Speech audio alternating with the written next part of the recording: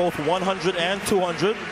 2008 U.S. Junior Champ at 200, formerly of Baylor University. Lane 2 is Ariana Washington. She's got to summon some of that form she showed Tom last month at the NCAAs when she won both the individual 100 and 200. There's the crowd acknowledging her, one of 3 Oregon Duck alumni in this final. And in lane 3 is Tori Bowie. It's been a good week for Mississippi Stars. Long jumper Brittany Reese making the team. I don't think she'll have any trouble winning here based on her semifinal. She has looked very good. Undefeated this year. Lane 4, Tiana Bartoletta. She's the only one in this field, Tom, who has already previously made a U.S. 100-meter Olympic team. She made the team in 2012, finished 4th in the London Games. She won gold in London with the USA 4x1. And she's on the U.S. team this year in the long jump. Lane 5 is English Gardner. The only collegian to make the final 4 years ago. Now she's one of America's very best. If she relaxes in the final half of this race, I think she'll make her very first 100-meter Olympic team. Lane 6 is Jenna Prandini. Here's another Oregon Duck. She'll have to use her 200-meter strength, Tom, to pick off any sprinters who might be tying up in that final 40 meters. She's the U.S. champion at 200. Morlake Akinison is in lane 7. She's been setting personal best through the rounds, including a sub-11 in round 1 at 10:99. She probably needs another PR here to help her chances of making the team the way Bowie and Gardner and Prandini have looked. And in lane 8, on the outside, is Barbara Pierre. The world indoor champion at 60 meters. If she nails the start, Tom, she could distract someone and force them out of their race pattern.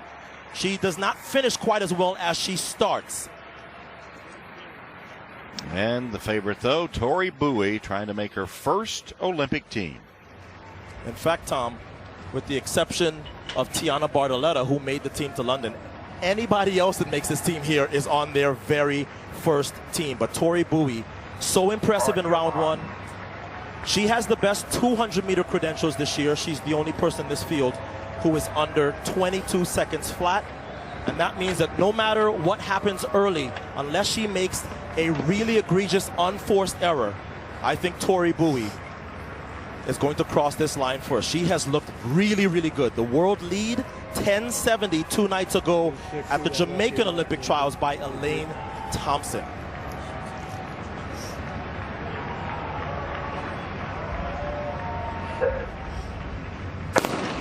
And there's the gun. Bartoletta got away well. Now Tori Bowie coming on. And English Gardner as they come to the line. Bartoletta, Bowie, and Gardner. I think Gardner got it. I think Gardner got it. 10:74. The win is legal. So with a new personal best, the Oregon Duck, English Gardner, pulls the upset, handing Bowie her first loss of the year. Bartoletta in second. Bowie has to settle for third. And look at how fast those times are. 10:74 to win. 10:78 only got you third.